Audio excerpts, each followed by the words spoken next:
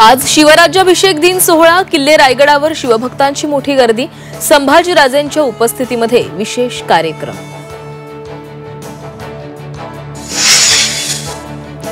समृद्धी महामार्गानंतर फडणवीसांचं mission शक्तीपीठ महामार्ग। लवकरच शक्तीपीठ महामार्गाच्या कामाला सुरुवात होणार, फडणवीसांचे वक्तव्य।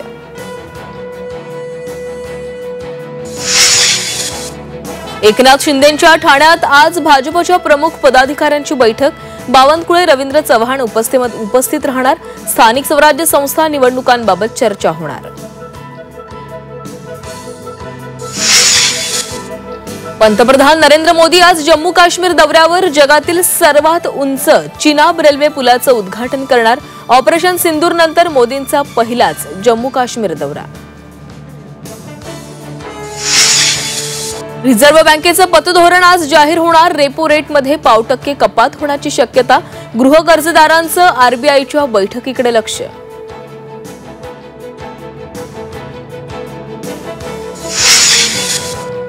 धोकादायक इमारतीतील नागरिकांना दरमहा 20,000चं भाडं। म्हाडाचा क्रांतिकारी निर्णय।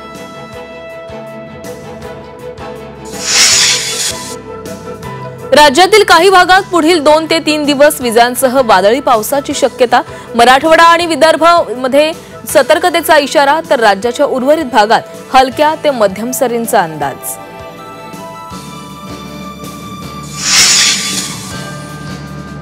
सांगलीच्या रेठरे धरण पेठ परिसरात ढगफुटी सदृश्य पाऊस। मुसळधार पावसामुळे तिळगंगा नदी दुथडी भरून वाहू लागली, तर कोल्हापुरात पावसाचं थैमान। कोल्हापुरात शिये निगवे रोडवर आलं पाणी। पाण्यामुळे वाहतूक खोळंबली।